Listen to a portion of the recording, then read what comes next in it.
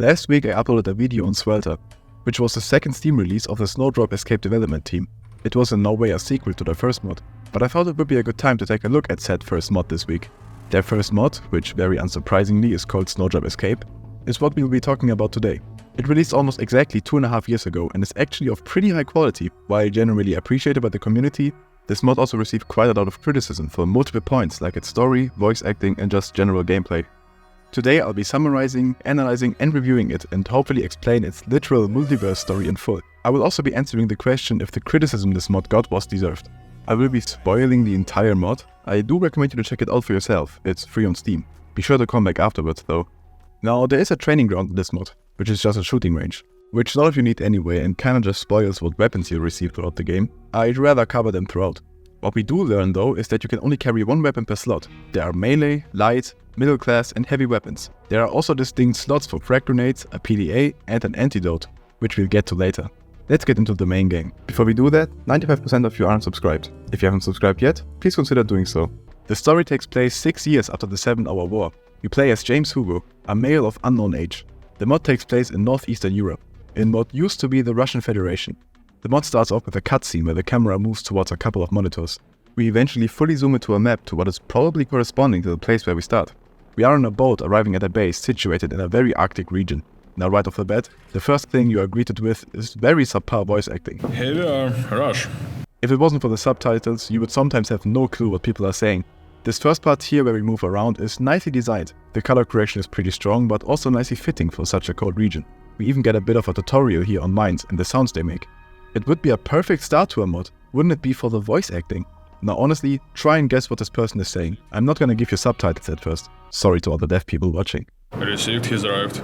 In case you guessed, receive, he has arrived, you're alright. Received, he's arrived. I'm not one to bash on voice acting at all, and I usually am as gracious as it gets when it comes down to it, since it is a free mod we are speaking of. The line has to be drawn somewhere though. If it's legit unintelligible what the characters are saying, then it is definitely crossing said line. To give them credit, the first major character we meet, Leonid, has a lot better of a voice actor. Leonid is the head of the station.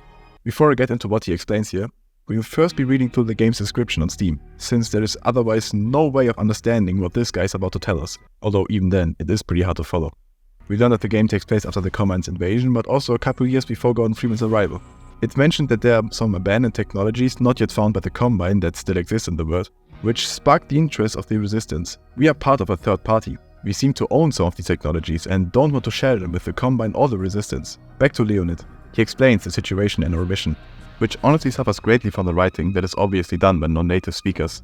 To give them credit again, it's fine for the very most part, but this story is incredibly complex and any sort of slip up in a sentence will leave the player guessing as to what the story is.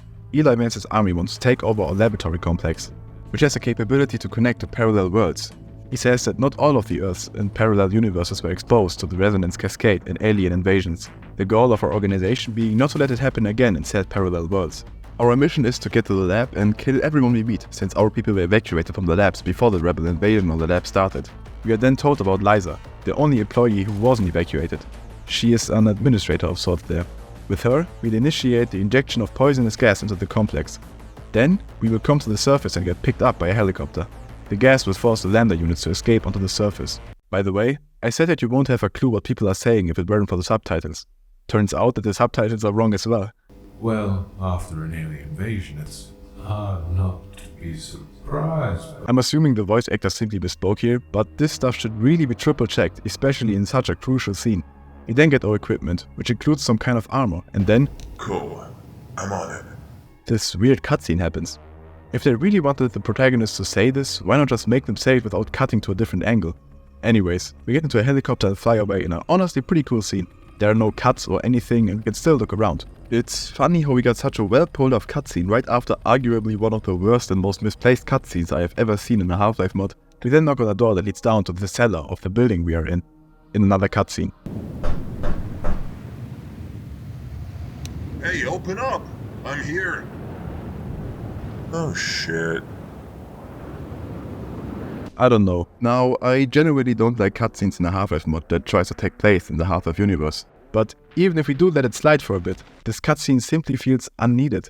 This building was supposed to include an armory, in which we could get weapons and ammo. We then climb down into the cellar and see a couple of rebels beating up one of our guys. The armory is being robbed. We get into a fist fight, which we subsequently lose by getting hit by a shotgun blast. We do wake up again though, to which we take out our PDA for the first time, which is low on battery. Now, if you thought the previous voice acting was bad, wait until you hear this. Damn it! The PDA is out of power as well, and I need to put together a report. Are not the least of my concerns though. Just pity. Hear this again, but subtitled. Damn it! The PDA is out of power as well, and I need to put together a report. Are not the least of my concerns though. Just pity. I do feel bad going this hard on the voice acting, and I will no longer do so. It's just sad how much of this probably could have been fixed would they have had someone who natively speaks English there while recording. Now, to give this mod some credit again, looks-wise it's done really well. Especially indoor areas are incredibly detailed and have a ton of new custom assets placed everywhere. Neither is there anything to complain about sounds-wise. The mod also features a custom soundtrack that is really good. We move down to a mineshaft and get to do our first puzzle involving a winch of sorts.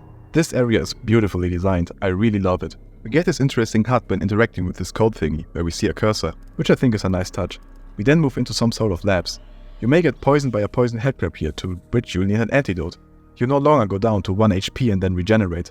You will just gradually lose health. You can just sit it out, which will cause you to lose approximately 20 HP in total, not that much of a threat honestly. But you can also take the antidote, which is found in a different room around here. We also get our first weapon here, the flare gun. It's nice to see this thing return after it was grabbed during the beta stages of Half-Life 2. After a couple puzzles and moving further through the mines, we receive a pipe wrench as a new melee. We also find batteries for our PDA, in which the protagonist just notes things that have happened. It's a neat addition. It's here we learn where the title of the game comes from. At the bottom of the PDA is a mission briefing. Snowdrop is our first mission, this mission being to activate the emergency briefcase. Escape is the second mission, that one being to escape afterwards. The PDA sometimes leads to us discovering more of the backstory of a character, like learning that we used to survive during the war by selling electronics found in abandoned industrial areas. This is presumably talking about the 7-hour war. I like the idea of this, but why have a talking protagonist when we also have the PDA? Couldn't we just write down what we say every so often, or alternatively, just say what we write down on the PDA? But whatever, it's fine I guess. We find the Alex gun shortly afterwards. A pretty good gun. This mod features some weird puzzles. For example, a puzzle involving us having to get through this cobweb. We do this by first going and enabling gas, which we do after getting a key, after which we have to press this button for it to spark, to burn the cobweb. Bit of a weird one, isn't it? There's a small detail here that I enjoy. If you go through the vent without disabling the gas again, you will burn for a bit. Pretty neat. I am always one for creative puzzle design. We have seen the same few puzzles done in Half-Life mods over and over again, so trying to innovate is always something that I will respect. I wish there was a bit more rhyme or reason to this one though, as burning through a cobweb seems a little nonsensical, considering we have no problem smashing through wood crates or metal vents. Right afterwards we get an interesting code puzzle though, to their credit. Speaking on puzzles, shortly afterwards there's a bit of an infamous puzzle of this mod. We have to find these power boxes and find the correct slot for them. I think in general this is seen as a bad example, and while I don't think it's a good example of a puzzle, I think it's fine, for the first time at least. Throughout this mod there will be a ton of puzzles that simply consist of go find this thing and bring it here. But we'll get to that later. We have to use one of these orange balls here, keep these in mind for now. We also find this new gameplay element here, bear traps. These sadly basically never show up again, so kinda pointless but fun enough of an idea I guess. We move through this outside area that is incredibly beautiful and we receive an incredibly fun weapon, this strange old rifle. Incredibly accurate, fast shooting, and you will usually have enough ammo for it. We then do a fun crane puzzle and fight a couple of rebels we meet, which also have some new variations. Definitely a precursor to how many different variations of rebels and characters we got in Swelter. To quickly note some more guns we can find along our way here, we can get the normal Half-Life 2 pistol, which I didn't pick up though because I took this sawed-off shotgun. Both of them serve their purpose well though. We also find a Spas 12 shotgun. We would have to switch it out for the strange old rifle though, which I'm not ready to do. I also should mention that you can aim down iron sights in this mod, which is pretty cool. We then fend off for what feels like 45 minutes waiting for the world's slowest elevator with absolutely zero cover to take against a ton of fast zombies. Even after I gave in and took the shotgun, this part is incredibly hard. Also, after you die about 135 minutes in, you start back at the beginning, so have fun with that. Moving down, we move through some tunnels with mines and find a bulldozer type enemy. He's pretty easy to outsmart here and eats a ton of bullets. You see this guy on the monitor, threatening to kill us if we don't surrender. They have been shooting us before though, so this isn't really important. Now, I have mentioned the great guns this mod gives us. Problem is that we get to use them about once per hour. This mod really focuses on the puzzles and there rarely is combat to be seen. Another cool puzzle, or kinda puzzle I guess, is this one where we have to place an explosion resistant box and grenades that rain down on us. Unique and pretty fun. We also receive our farmers. Just like all weapons in this mod, it's incredibly fun to use. We eventually arrive in this room. It's mentioned that this room was built in the 18th century by a religious cult called Discovery. There are a lot of the aforementioned orange balls here. This room is some kind of multiverse hub of sorts. By placing a copper ball in all chambers here and then spinning this thingy in the middle, we teleport through the multiverse. We suddenly just appear in some kind of aperture science room, where we see the same rotatable ball thingy. On our board here we see our own name written about half a dozen times. It seems like we have been here quite often, even if maybe a different version of us. We then get teleported back. One weird detail is the fact that this entire sequence is optional, you can just move past it. We then find the administrator mentioned earlier, Lucia. She's locked in a prison cell. I have been pretty gracious on the puzzles up until now, but god damn it, these puzzles get annoying. I'm gonna skip about 45 minutes of gameplay here, so buckle up. We teleport around the multiverse aimlessly and eventually free the administrator. Yep, that is all that happens for like 45 minutes. Reason for that being puzzle after puzzle after puzzle after puzzle, which sole purpose was to just extend the gameplay. They weren't fun in the slightest. And just to reiterate, I love puzzles. It's just that here, literally all of them were the exact same. Each time you have to go find an object and bring it somewhere. It's just so mind-numbing after you do it for like the 15th time. A couple small things that happen during this 45 minutes that I do want to mention though. At one point we have to navigate some kind of living cloud that tries to kill us, which sounds like a cool idea, but you can just completely negate it by firing a flare gun, which I thought was kinda too OP. It just removes any kind of threat this area had. We also find a new gun here, a Silence AK. It's pretty fun. We also find bullsquids here and a character voiced by Tyler McVicker, who I think did a good job here. We do also lose the Silence AK and all other weapons we have right afterwards though, so that's fun. We do get them back once we free the administrator though, at least some of them. Now, after eventually freeing this seemingly pretty important character, she just lets the gas in, gives us a gas mask and then just stays behind. This gas mask was, by the way, needed for about 1 minute. I really appreciate the effort the team put into this mod. I do. But I truly don't get these decisions they're making. We are now out of the lab and move through some pretty well designed urban areas. We also get a bit of combat here. Honestly, I very much enjoyed this part. It had the occasional puzzle here and there, which is completely fine, as in general it felt like we were progressing pretty fast. We also received the AR2, which is reworked a bit. A big nitpick I have that might seem like something very insignificant is the fact that the item crates take 2 melee hits to open.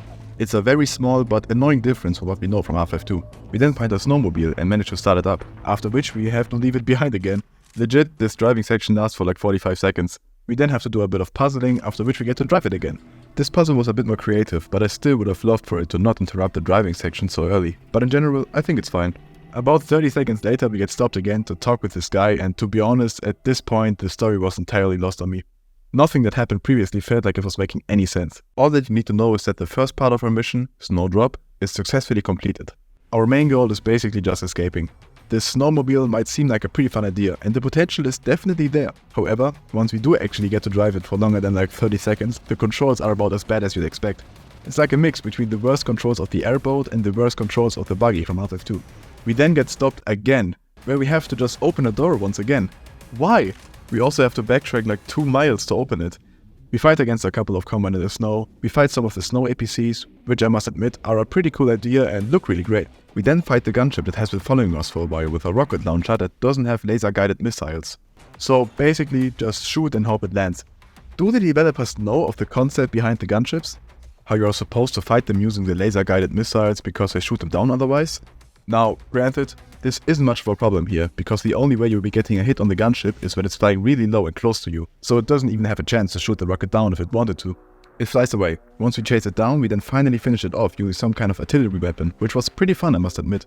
We then get trapped by a combine shield wall and our weapons get taken away. We see this combine general of sorts, who wants to recruit us, not really giving us a choice in the matter. This is where the credits roll. There is a post-credit scene though, in which we have to sneak out of our prison. Some guy tries to help us escape, but eventually he gets killed by the Combine General. He catches us again, seeing us escaping as proof of our skills. He then says that he will tear the humanity out of us and make us a perfect soldier. This is a true ending. I quickly want to note a reference to Snowdrop Escape that is found in Swelter. It's not found in the main campaign of Swelter, but in a bonus level, which is actually a map of a cancelled portal mod. At the end of it, we come across the Administrator. Pretty cool. I love me some crossovers between mods. My final verdict on this mod is not great, not terrible. The effort that went into this mod is huge. The new weapons are generally fun, and the levels look really beautiful. The story is confusing as hell, and needlessly so. At the end of this I was wondering why they even decided to include the multiverse in this at all. While an interesting gimmick, it served close to no purpose in the story. This could have just been any lab.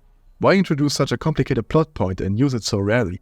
At the end of the day, very few people play Source mods for the story, but I'd consider myself to be one of them. I love a good story. The second mod of the team behind this mod, Swelter, improved a lot and actually had a pretty fun story, I thought. Snowdrop Escape sadly features close to none of that. The puzzles of this mod attempted to innovate, but in the process accidentally made the same 2 puzzles repeat over and over again. Some puzzles were fun, or at least enjoyable for the first time, after which they quickly got stale. The snowmobile part was mostly disappointing. So to answer the question on if the criticism this mod got was deserved, the answer is mostly yes.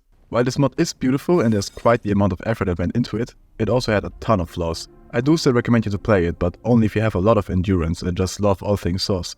I feel very sorry for being this harsh, and this is obviously in no way meant to hate on the team behind this mod. They have proven their skills in the second mod, and this mod, even if flawed, is still one of the better ones that exist. And is definitely an enrichment to the Half-Life modding community. Snowdrop Escape sits on very positive on Steam, so most people seem to have enjoyed their time with this mod. Overall, I give Snowdrop Escape a 7 out of 10. I might have said many bad things about it, but overall it's still quite alright. Also, I must say that I am very hopeful for a potential sequel to this mod. The multiverse aspect seems to be over and the story now seems to simply be escaping from this combo in general, which sounds like a lot simpler of a plot and one where a lot of fun could be had. As the general aesthetic of this mod was good, I'd love to see another mod take place in this region. That about concludes my thoughts though. Let me know what you think. Consider subscribing and becoming a channel member. Otherwise, thank you for watching.